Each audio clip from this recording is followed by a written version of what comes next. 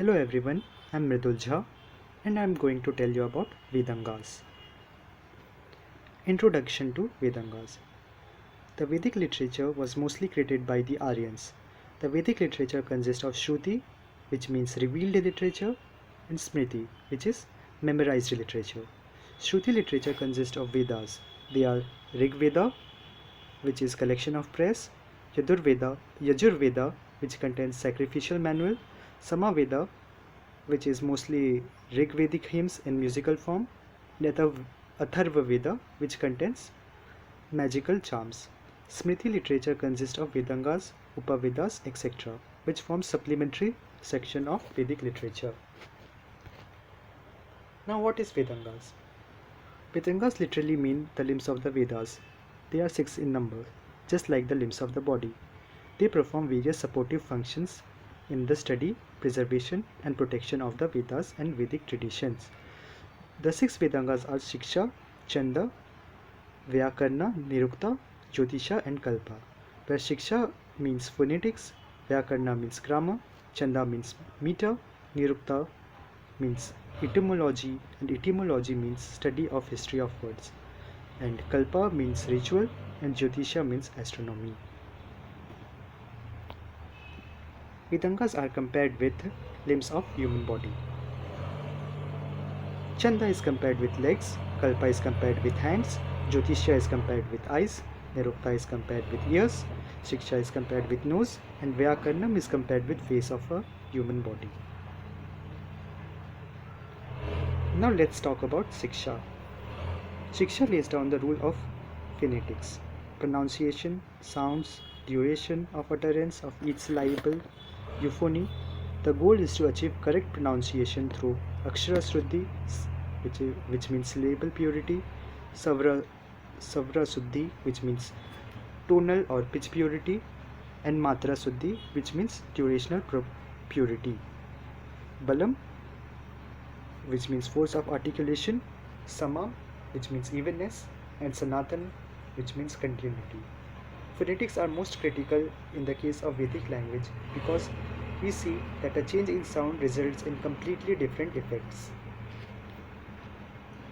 Because of its importance, the first chapter of Taittiriya Upanishad, Sikshavali, describes these 6 attributes in its first section in the following verse, which means we will explain the Siksha, sounds of accentuation, quantity of vowels, and expression of consonants, balancing summon and connection of sounds. So much about the study of Siksha. This is written in Taittiriya Upanishad 1.2 Sikshavali.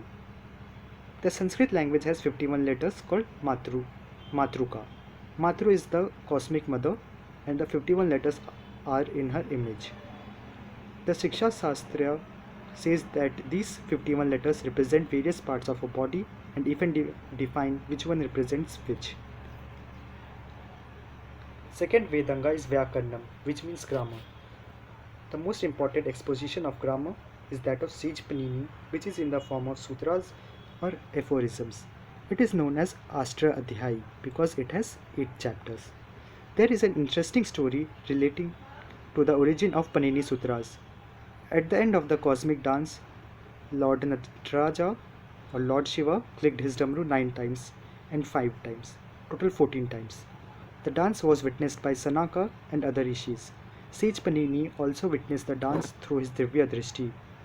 With the 14 sound produced from his damru, Lord Shiva gave birth to the Vyakarana Sutras. They are recited during the observance of Upakarma or Shravan Purnima. The commentary on Vyakarana is called Mahabhashya, written by sage Patanjali. The other commentary was written by Vararuchi.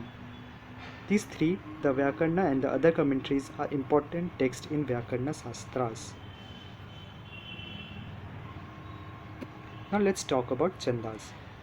Though the word Chandas also means Vedas themselves, the meaning here refers to the meter of Vedic poetry. Rig and Samaveda are fully in the form of verses, whereas Yajurveda has prose and poetry. Chandas help us to ensure the form of mantra by meter count. No alteration to this can be attempted since it would disturb the spiritual significance of the mantra itself. Each mantra is dedicated to a devta, has a specific chandas, and has a rishi who brought it to the world. That is the reason why we touch our head as we recite the name of rishi, symbolically placing his feet on our head, touch the nose when we recite the chandas. The guardian for the mantra is meter, and so there is no life of the mantra without it. In the same way, there is no life without breath. Touch our heart when we reciting the name of the devta to meditate upon the deity in our heart. Now let's talk about Nirukta. Nirukta is generally known as Vedic dictionary or Kosa. Amar Kosa is one of the popular Sanskrit dictionary.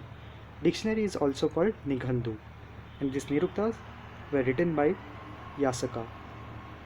Kosa is actually the etymology where each word is split into syllables and give the root form, which the word is derived with meaning.